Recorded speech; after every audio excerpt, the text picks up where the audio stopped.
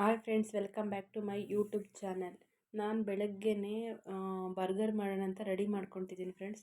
ನನ್ನ ಮಗ ಕೇಳ್ತಾ ಇದ್ದ, ಹಂಗಾಗಿ ಬರ್ಗರ್ ಮಾಡೋಣ ಅಂತ ರೆಡಿ ಮಾಡ್ತಾಯಿದ್ದೀನಿ. ಚೀಸ್ ಎಲ್ಲ ಮನೆಯಲ್ಲೇ ಇತ್ತು. ನಾನೇನು ಯೂಸ್ ಮಾಡಿದ್ದೀನಿ ಅಂದರೆ ಕ್ಯಾಪ್ಸಿಕಮ್ಮು ಮತ್ತು ಈರುಳ್ಳಿ, ಟೊಮೊಟೊ ಎಲ್ಲ ಫ್ರೈ ಮಾಡ್ಕೊಂಡಿದ್ದು, ಸ್ವಲ್ಪ ಗರಂ ಮಸಾಲ ಎಲ್ಲ ಹಾಕಿ ಫ್ರೈ ಮಾಡಿಕೊಂಡು ಆ ವಿಡಿಯೋ ಕ್ಲಿಪ್ಪಿಂಗ್ ತಗೊಳ್ಳೋಣ ಅಂದ್ಕೊಂಡೆ. ಖುಷಿ ಹಠ ಮಾಡ್ತಾಯಿದ್ದೆ, ಹಂಗಾಗಿ ತಗೊಂಡಿಲ್ಲ. ನಾನು ಒಂದು ಬ್ರೆಡ್ ತೊಗೊಂಡು ಕಟ್ ಮಾಡ್ಕೊಂಡಿದ್ದೀನಿ ಸೆಂಟ್ರಿಗೆ. ಅದಕ್ಕೆ ತುಪ್ಪ ಹಾಕ್ಬಿಟ್ಟು ಸ್ವಲ್ಪ ಸವರ್ ಹಿಡ್ಕೊಂಡಿದ್ದೀನಿ. ಆಮೇಲೆ ಇದಕ್ಕೆ ತವಾಗೂ ಅಷ್ಟೇ ಫ್ರೆಂಡ್ಸ್, ಸ್ವಲ್ಪ ತುಪ್ಪ ಹಾಕಿ ಬಿಸಿ ಮಾಡಿಕೊಂಡೆ. ಎರಡು ಸೈಡು ಬಿಸಿ ಮಾಡ್ಕೊಂಬಿಟ್ಟು, ಎರಡು ಸೈಡೂ ಬ್ರೆಡ್ನ ಬಿಸಿ ಮಾಡ್ಕೋಬೇಕು. ಆಮೇಲೆ ಬ್ರೆಡ್ಡಿಗೂ ಸ್ವಲ್ಪ ತುಪ್ಪ ಎಲ್ಲ ಸವರ್ಕೊಳ್ಬೇಕು. ಸಾಸೆಲ್ಲ ಆ್ಯಡ್ ಮಾಡಿಬಿಟ್ಟು, ಈ ಟೊಮೊಟೊ ಸಾಸ್ ಇದೆಲ್ಲ ಆ್ಯಡ್ ಮಾಡಬೇಕಾಗಿತ್ತು. ನನ್ನ ಹತ್ರ ಸಾಸ್ ಏನೂ ಇರಲಿಲ್ಲ, ಹಂಗೆ ಮಾಡ್ಕೊಡ್ತೀನಿ ಅಂತ ಮಾಡಿದ್ದೆ. ಜೀವಂಗೆ ಇದು ತುಂಬ ಇಷ್ಟ ಆಗುತ್ತೆ. ಬಟರು ಎಲ್ಲ ಇತ್ತು, ಹಂಗಾಗಿ ಮಾಡಿಕೊಟ್ಟೆ. ಈರುಳ್ಳಿ, ಕ್ಯಾಪ್ಸಿಕಮ್ಮು ಇದನ್ನೆಲ್ಲ ಫ್ರೈ ಮಾಡಿ ಇಟ್ಕೊಂಡಿದ್ದೆ ಮುಂಚೆನೇ. ಸಿಂಪಲಾಗಿ ಮಾಡಿಕೊಟ್ಟಿದ್ದೀನಿ, ಆದರೂ ತುಂಬ ಟೇಸ್ಟ್ ಇತ್ತು. ಇದರೊಳಗಡೆ ಈರುಳ್ಳಿ, ಗರಂ ಮಸಾಲ ಮತ್ತು ಕ್ಯಾಪ್ಸಿಕಮ್ಮು, ಟೊಮೊಟೊ ಎಲ್ಲ ಸಣ್ಣಗೆ ಫ್ರೈ ಮಾಡ್ಕೊಂಡು ಸ್ವಲ್ಪ ಮಸಾಲೆ ಎಲ್ಲ ಆ್ಯಡ್ ಮಾಡಿ ಮಾಡಿಕೊಟ್ಟಿದ್ದೆ. ಈ ಥರ ಆಗಿತ್ತು ಫ್ರೆಂಡ್ಸ್. ನೋಡಿ, ಅವನಿಗೆ ಎಷ್ಟು ಖುಷಿ ಆಯಿತು ಅಂದರೆ ಆರಾಮಾಗಿ ತಿಂತಾಯಿದ್ದಾನೆ ಅವನು. ಚೆನ್ನಾಗಿತ್ತೆ ಅಂತ ಅಂದ್ಕೊಂಡು. ಆಮೇಲೆ ನಾನು ಪಾಪುಗೆ ಫುಡ್ ಮಾಡಬೇಕಾಗಿತ್ತು ಮಧ್ಯಾಹ್ನಕ್ಕೆ ಅವನಿಗೆ.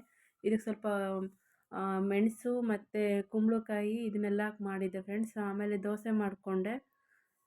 ದೋಸೆ ತರಕಾರಿ ಪಲ್ಯ ಮಾಡಿ ದೋಸೆ ಮಾಡಿದ್ದೆ, ಚಟ್ನಿ ಮಾಡಿ. ಮಧ್ಯಾಹ್ನ ಊಟಕ್ಕೆ ಅಂತ ಬೆಳಗ್ಗೆ ಯಾರು ಎದ್ದಿದ್ದೇ ಲೇಟ್ ಆಯಿತು, ಸಂಡೇ ಅಲ್ವಾ, ಹಂಗಾಗಿ ಎದ್ದಿದ್ದೇ ಲೇಟ್ ಆಯಿತು. ದೋಸೆ ಮಾಡಿ, ಪಲ್ಯ ಮಾಡಿ, ಚಟ್ನಿ ಮಾಡಿದ್ದೆ. ಎಲ್ಲ ತರಕಾರಿನೂ ಕೋಸು ಎಲ್ಲ ಮಿಕ್ಸ್ ಮಾಡಿ ಪಲ್ಯ ಮಾಡ್ಕೊಂಡಿದ್ದೆ. ಚಟ್ನಿನೂ ರೆಡಿ ಆಯಿತು. ನಾನು ಹಾಕ್ಕೊಡ್ತಾಯಿದ್ದೀನಿ. ದೋಸೆಗೆ ಸ್ವಲ್ಪ ಬೆಣ್ಣೆ ಹಾಕ್ಬಿಟ್ಟು ಮಾಡ್ತಾಯಿದ್ದೀನಿ. ಎಷ್ಟು ಚೆನ್ನಾಗಿ ಬರುತ್ತೆ ನೋಡಿ ಫ್ರೆಂಡ್ಸ್. ದೋಸೆ ಸ್ವಲ್ಪ ರೆಡ್ಡಿಶಾಗಿ ಬರಬೇಕಂತಂದರೆ ಸ್ವಲ್ಪ ಸಕ್ಕರೆ ಹಾಕ್ಬಿಡಿ ಫ್ರೆಂಡ್ಸ್, ಅದು ರೆಡ್ಡಿಶಾಗಿ ಆಗುತ್ತೆ. ಎಲ್ಲ ಮುಗಿಸೋಷ್ಟೊತ್ತಿಗೆ ಇಷ್ಟು ಪಾತ್ರೆ ಎಲ್ಲ ಬಿದ್ದಿತ್ತು. ಪಾತ್ರೆ ಎಲ್ಲ ವಾಶ್ ಮಾಡಿಕೊಂಡೆ. ನೈಟಿಗೆ ಅಂತ ನಾನು ಬೇಳೆ ಸಾಂಬಾರು ಮಾಡಿದ್ದೀನಿ. ಆಮೇಲೆ ಸ್ವಲ್ಪ ರಸಮ್ಮು, ಅನ್ನ. ಯಾಕೆ ಈ ಅನ್ನನ ಈ ಬಾಕ್ಸಲ್ಲಿ ಹಾಕಿಟ್ಟಿದ್ದೀನಿ ಅಂದರೆ, ನಮ್ಮದೆಲ್ಲ ಊಟ ಆಗಿತ್ತು. ನಮ್ಮ ಮನೆಯವ್ರು ಮಾತ್ರ ಇನ್ನೂ ಲೇಟಾಗಿ ಬರ್ತಾರೆ ಅಂತ ಅಂದ್ಬಿಟ್ಟು ಇದೇ ಬಾಕ್ಸಲ್ಲಿ ಹಾಕಿಟ್ಟೆ, ಇನ್ನೂ ಸ್ವಲ್ಪನೇ ಇತ್ತು ಅಂತ. ಬೆಳಗ್ಗೆ ಕುಂಬಳಕಾಯಿ ಪಲ್ಯ ಕಟ್ ಮಾಡಿದ್ದೆನಲ್ಲ ಫ್ರೆಂಡ್ಸ್, ಪಾಪುಗೆ ಫುಡ್ ಮಾಡೋಣ ಅಂತ ಅದರಲ್ಲಿರೋ ಬೀಜನ ಎತ್ತಿಟ್ಕೊಂಡಿದ್ದೀನಿ. ನಾನು ಆಮೇಲೆ ನಾಳೆ ಅಮಾವಾಸ್ಯೆ ಇದೆ ಅಂತ ಅಂದ್ಕೊಂಡು ಮನೆಯೆಲ್ಲ ಕ್ಲೀನ್ ಮಾಡ್ಕೊಳ್ತಾ ಇದ್ದೀನಿ.